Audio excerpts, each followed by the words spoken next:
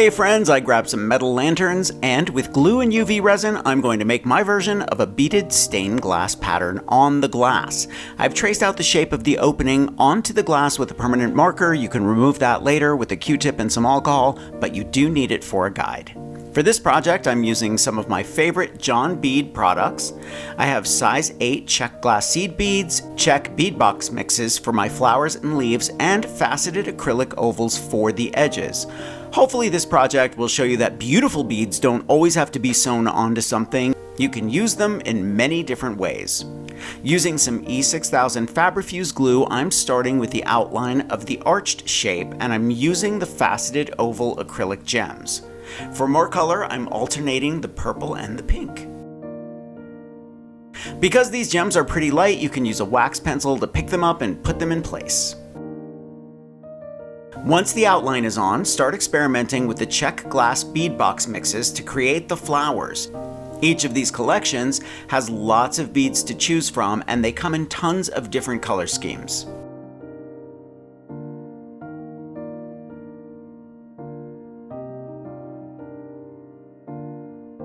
After you've picked out your flower beads and worked on the placement, start gluing them in place. The existence of lanterns traces back to 1500 BC in the days of King David and the Iron Age, where the Canaanite oil lamps were used for nearly 1,000 years. Lantern comes from the Latin word lanterna, meaning lamp or torch.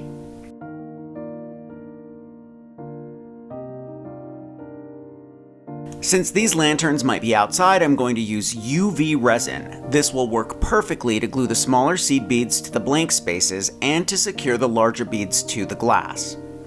Working in a small area, add the UV resin and spread it evenly with a dedicated brush. Make sure to brush around the edges of the glued down flower beads too.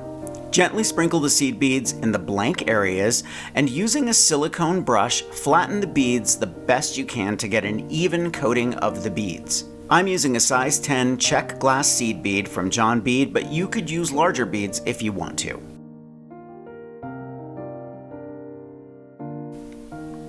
Beginning in the 1500s, the use of glass windows made lanterns appropriate for illuminating public spaces. Paris led the way in their use, mandating in 1594 that lanterns must be lit at every intersection, and they had thousands of them installed as streetlights by 1667.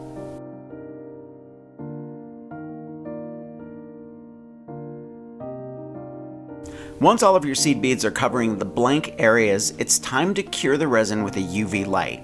You can also take it outside in the sunlight as long as you keep the glass even so the beads don't slide around. Make a panel for each of the openings in your lantern, and if you feel like they need a little more sparkle, add more of the acrylic rhinestones around the edge of the opening like I decided to do. This took a little while, but it was worth it. It expanded the design and added more excitement to the lantern.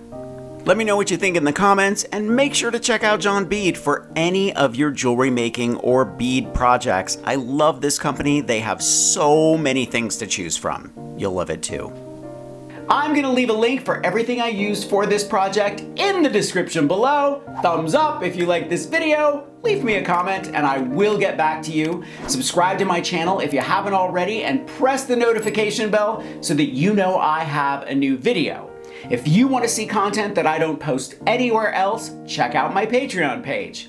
And for inspiration, grab any one of my craft books. I think you'll like the Big Ass Book of Crafts, and I will see you real soon. Bye.